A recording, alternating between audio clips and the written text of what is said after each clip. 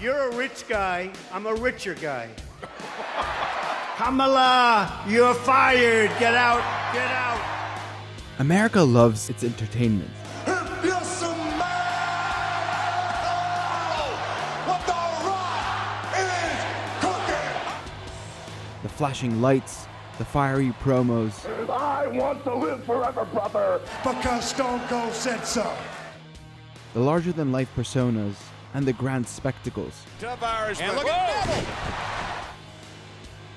The ultimate battle of good versus evil, where everything is on the line. Yeah, he's won 6 in his career. I'm not talking about the WWE. I'm talking about the greatest show on earth. President Donald J. Trump. The American presidential election. Every 4 years, people are sold the same story. The people choose their leader, democracy reigns, and anyone can become president. We can give everyone in this country a fair chance at that great American dream. But what if I told you this spectacle is an illusion? Theater provided to give the false sense of participation and choice that masks a darker reality, that the US is not actually a democracy. America's not a country. It's just a business. So who is really in power? And why are they putting on this grand show? The best way to answer is by looking at the WWE. If you want to support our work and help us make videos like this, you can become a paid member of our Patreon. We're about to meet the president of wrestling, former WWE superstar, Mutafa Ali. You gotta work on your introduction. You gotta do something. Mutafa Ali! Hey! Well, here comes Ali, and Ali gonna fly! I blame everything on my dad. I vividly remember as a child walking into the living room, and he was watching at the time called the WWF, and he just grabs me and he puts me on his lap, and I look and I see this dude in pink and black, and his name is Bret the Hitman Hart, and he's fighting off all these bad guys, and I was, what is this? There's nobody that can stop the Hitman. And ever since then, was hooked. Kobe, get out of there! No! Poor Sonia, it hurts. World Wrestling Entertainment is the largest professional wrestling promoter in the world. Eliminated. The shows are extravagant, pulling in millions worldwide who tune in for well-crafted storylines and enigmatic characters that are carefully scripted months, if not years in advance. And story is everything in the WWE. The easiest way to explain it would be pro wrestling is the oldest story there is. It's good versus evil. In wrestling parlance, it's babyface versus heel. A babyface is your hero. It's the good guy. It's the one that does the right thing.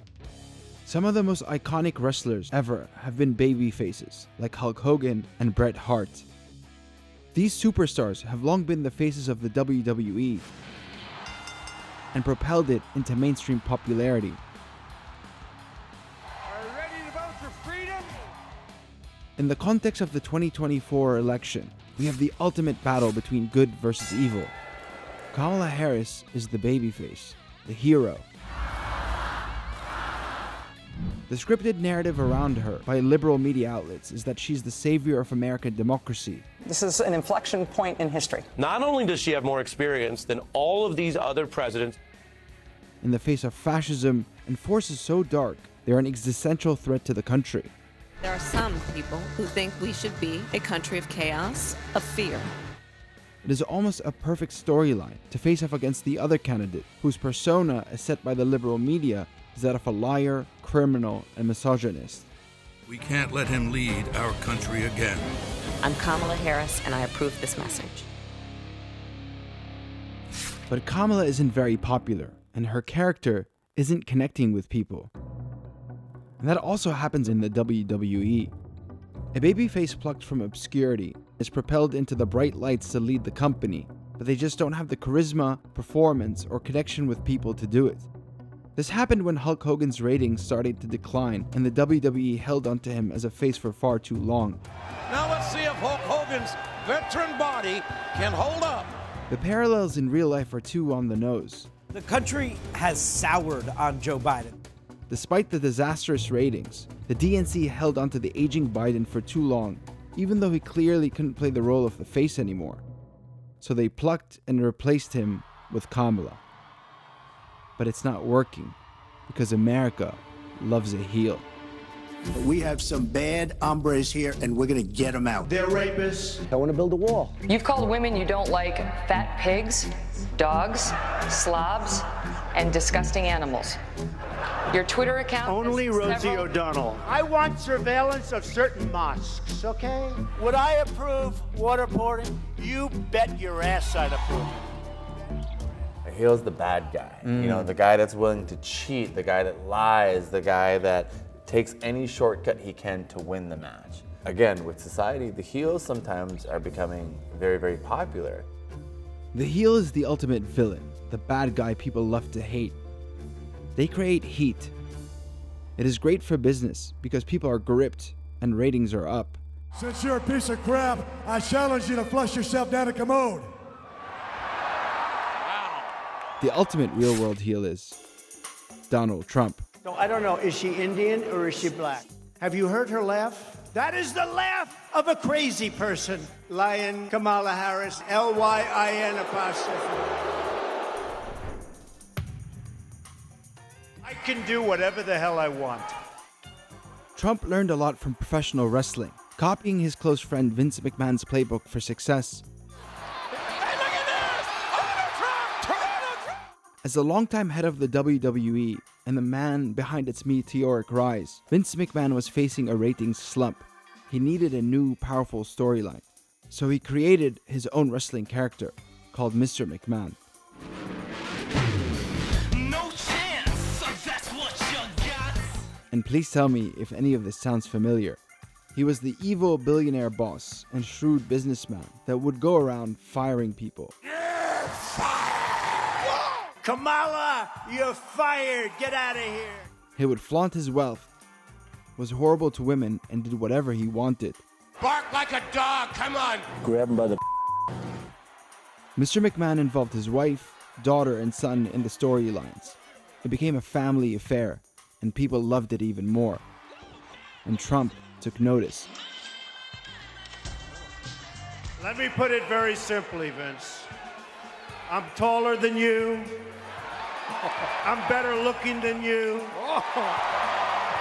I think I'm stronger than you. In 2007, Donald Trump joined Mr. McMahon in the WWE for what was dubbed the Battle of the Billionaires at WrestleMania. I think Bobby is gonna kick your guy's ass. And it was a giant hit.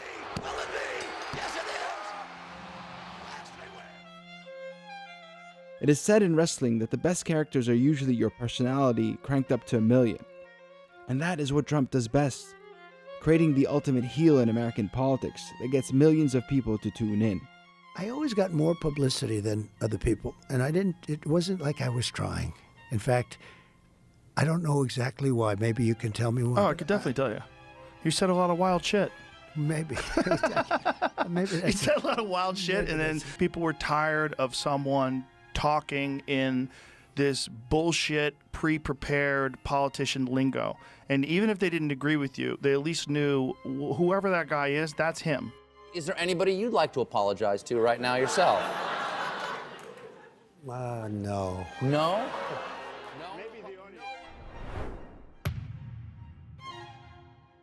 I see the impact of wrestling in politics so much so that that's like the persona that I've adopted. So the background, the character that I'm doing right now is that he's a politician. He's running for the president of professional wrestling, which obviously isn't a real title, Sure. but I've told people it is. Sure. So now they believe it. And I made up all these problems. So like a politician, you find something that people care about and you exploit it. Yeah. It's been great because I've gotten people to believe in this mantra, in Ali we trust. And I start backpedaling as a politician would, you know? So you're presenting yourself as a face. Yes. And you're turning into a heel. Well, maybe I'm Well, already maybe, a who heel. knows? Who knows? Who knows? Maybe I am. Welcome to Chicago! The parallels between the WWE and American politics don't end at the story of good versus evil. If you look at the DNC or RNC conventions, what many consider the largest political event of the presidential election calendar, they are spectacles of massive proportions. Let us write the next great chapter in the most extraordinary story ever. And they look eerily similar to WrestleMania, the WWE's largest event every year. The cameras, the lights, the stage, the pyro, the fans, and the celebrities. DNC, turn out for what? Politicians have intros and walkout songs. And I'm proud to be an American. It's just like wrestlers. On the campaign trail, you often see politicians giving their go-to stump speech. I'm running for president because I want to tell them, yes, we can. In wrestling speak, you call that cutting a promo. And that's the bottom line, because Stone Cold said so. In the WWE, you have a team of writers that help write storylines and scripts for wrestlers. In politics, you have an entire campaign apparatus that has everything scripted to a T for politicians. The American dream right now is really elusive. Far more elusive. It's elusive. That's why you see many politicians struggle when they go off script, like Kamala Harris. For us at every moment in time, and certainly this one, to see the moment in time in which we exist and are present. And others who thrive, like Donald Trump. We're going to have the biggest victory in the history of our country on November 5th. It's going to be the biggest victory in history. Get in the ring, Vince. Get in the ring. The parallels run on and on and on. Must be go time. Look at this. But why? The most important parallel between American politics and the WWE is that it is a show. And the more people buy into the show, the more money is made. Because ultimately, it's about business. The WWE is a corporation. But so is America. It's all about the money. See, elections are designed to be a grand spectacle for a reason. People need to care, they need to feel the heat, they need to pick a team, they need to believe they have the agency to make a change with their vote. When in reality, they don't. This grand spectacle is to hide the greatest lie the US ever told, that it is a democracy where people get to choose their leaders. Because in fact, they don't. America is not a democracy. It's an oligarchy. An oligarchy is basically minority rule by the elite, often the ultra-rich. Why is that? Well, America is just set up that way. In the 2010 Citizens United versus the FEC case, the Supreme Court ruled that money equals speech by allowing corporations and unions to spend unlimited sums on political campaigns. Often, this happens through what is called dark money, because it is not legally required to disclose the sources of it. So it just pours in from anywhere and everywhere. You write about a single anonymous donation of $64 million that helped Joe Biden get elected in 2020. We know almost nothing about the source of that funding. The other way it's done is through PACs. They tend to be the largest donors to candidates. A lobbyist offered to buy me a seat on the Ways and Means Committee. The top 1% of donors provided more than 97.95% of all Super PAC funding in recent election cycles. And the wealthy and the corporations don't just donate to one party or another. They donate to both to ensure that whoever wins will do their bidding. I was a donor. I was a big donor. Mostly Democrats, right? Both, really, pretty much both.